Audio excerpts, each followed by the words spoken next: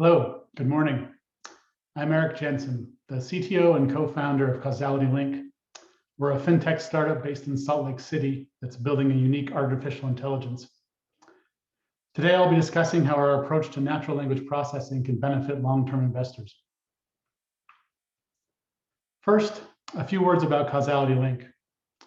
Balancing human and machine intelligence is no easy task, but it's been a key goal driving our development from the very beginning. We're building a system that learns automatically and that understands and remembers the why. This knowledge is present in causal links invented by people, not machines. They are used to explain and often to predict the influence of market forces acting on businesses and economies. Before I dive into the specifics of what we measure and how to use it, let me first describe our platform. Our highly scalable architecture can read from any unstructured source. Today, we are focused on public companies, industries, and macroeconomic indicators, including discussions related to ESG. To measure the perception of these companies and industries, we've licensed over 100 million news articles from around the world. They represent more than 8,000 publishers that write in 24 languages, and every day we read more than 50,000 breaking stories in real time. A comprehensive financial ontology, machine learning, and symbolic AI work together to extract precise indicators, events, and the causal links between them. The information we extract is used to build both summarizing signals and causal graphs, and these are delivered to customers in three ways.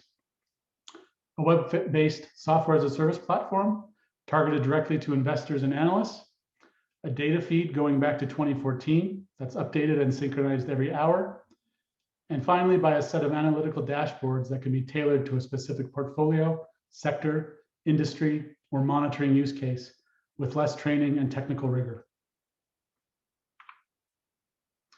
In designing our system data model, we took a very close look at how people write about public companies. Our approach strives to capture as much precise detail about indicators and events as possible, even for an analyst familiar with industry jargon and knowing that there's a lot of implicit information in how people communicate with each other.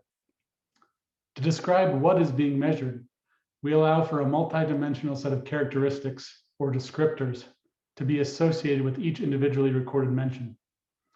These labels come from an exhaustive ontology of concepts we've assembled and curated using a blend of human analysts and information sourced from our own corpus mining. Each mention must refer to an explicit key performance indicator or type of event, but then additional contextual elements are joined, not by simple co-reference, but via robust procedural rules that are informed by machine learning, article metadata, and the ontology itself. Once these descriptors have been established, we then look for appropriate numerical measures that are not strictly required, but that add additional precision to what's been extracted. An important highlight of these measures is an offset, which tells us whether the author is communicating about the past, the present, or the future, as measured in days. In this example, sourced from a real article in our corpus, an estimate about deliveries of Tesla's Model 3 for the current quarter are increased by 50%. Being published on June 12th, we annotate the offset for this metadata at 18 days in the future, or June 30th. Also noting that the span is 90 days, as the sentence is clearly talking about a quarterly measure. Numerical values and the reported changes round out the measures, along with confidence metrics that help establish whether we're estimating based on language or more concrete and accurate, precise numbers. After having extracted this data from millions of articles, how can we use it and what can be learned? Measuring discussions of Tesla Model 3 deliveries is very specific. We can chart these discussions over time, but in this case, the precision in our data model could potentially lead us to miss the forest for the trees. The ontology that powers our natural language processing can also benefit us here. Our indicators are modeled using a tree whose detail and precision increases with depth. Here we see only a subset of the concepts we recognize related to revenue and then to sales, which itself is a child of revenue. Our platform allows users to begin their research using broad generic concepts. However, the ability to drill down is always present, and finding even the most precise combination is easy. Let me show you how. Here, I've asked the system to focus on Tesla, and to summarize discussions of indicators in their outlook.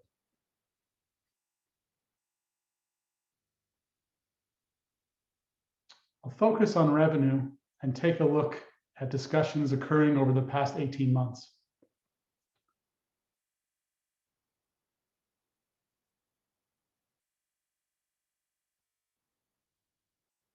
We start with a large group of information, but as I filtered down to just deliveries for only the Model 3, we see only a few rare occasional mentions that are so specific.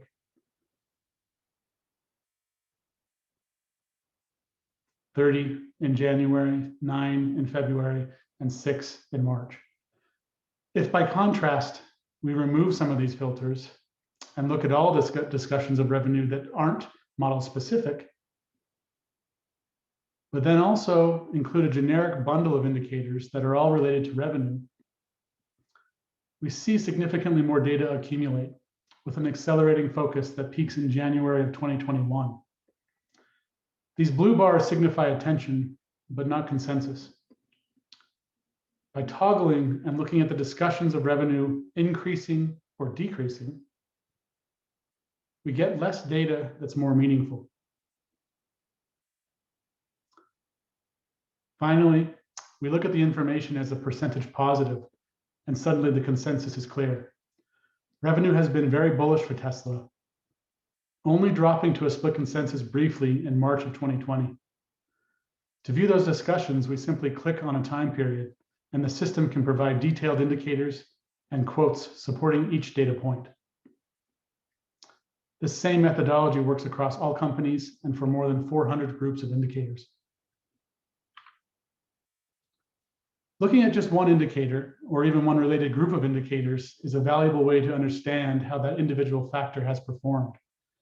But investors need a way to aggregate information further and to score companies using a time series that's more compatible with the traditional structured data they look at every day. Over time, as the favorable and unfavorable news accumulates, we can establish a rolling consensus that we measure as a percentage. The system must be smart enough to understand whether an increase of a KPI is favorable or not, an exercise we've done for our customers, but which can be tailored to individual preference. From there, we can aggregate discussions that span many different topics and calculate what percentage was bullish contrasted with the bearish viewpoint. Focusing on articles with forward-looking expectations gives us the ability to gauge expectations and outlook, aspects investors tend to favor over prior results in deciding whether to buy or sell. This metric can be tracked over time and serves as a comparative measure. It can also be used to quickly understand how investors value a stock relative to expectations for the company's future. In some cases, there are clear signals that significant market forces are changing, sometimes even many weeks prior to a major pricing correction. To show this more interactively, let me demonstrate by taking a look at United Airlines over the course of 2020. Here we're viewing a comprehensive set of signals about United Airlines.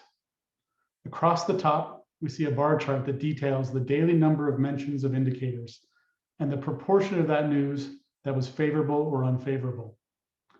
We use this consolidated set of data to create a daily index between 0 and 100, representing how bullish or bearish the crowd is perceiving the fundamentals of United Airlines.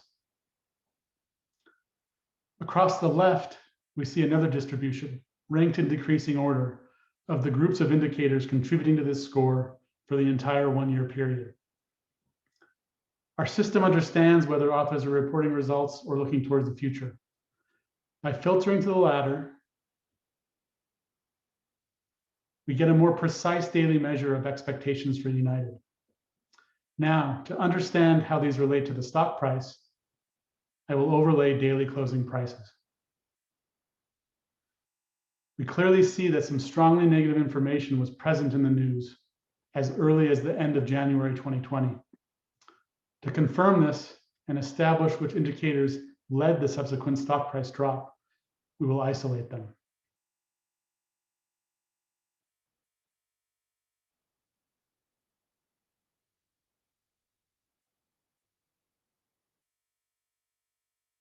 The most discussed indicator, demand, was clearly tied to the causality link outlook dropping so severely.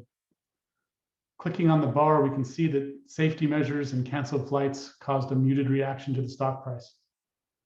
Revenue, on the other hand, was anticipated to be severely affected more than a month later, as airlines jointly asked for billions of dollars in aid, a fact that was reported worldwide in many languages.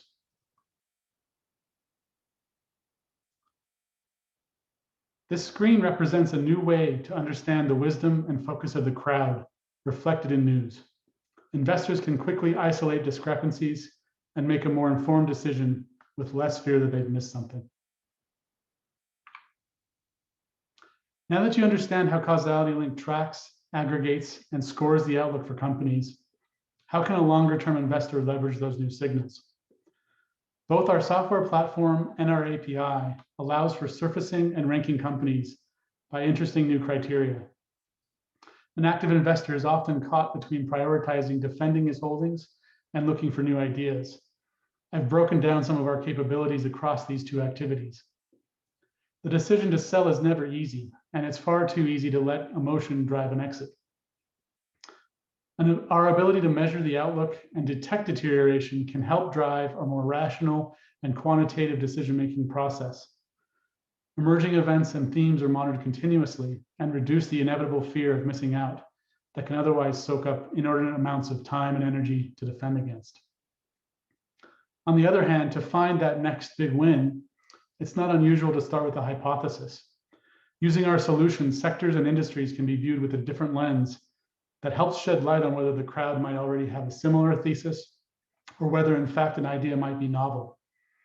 Once the right domain is chosen, we can quantitatively compare the perception of the crowd using factors and weights that align with an investment philosophy or mandate, potentially going beyond traditional fundamentals and incorporating such topics as those related to ES and G.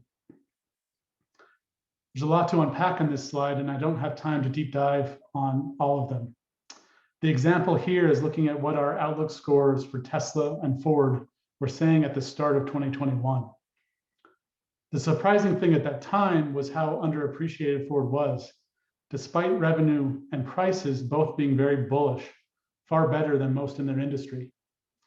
The high amount of attention and the perception that production and the stock price of Tesla were going to keep rocketing higher drove a much higher overall aggregated score. This comparison will be very interesting to watch for the rest of 2021 and beyond.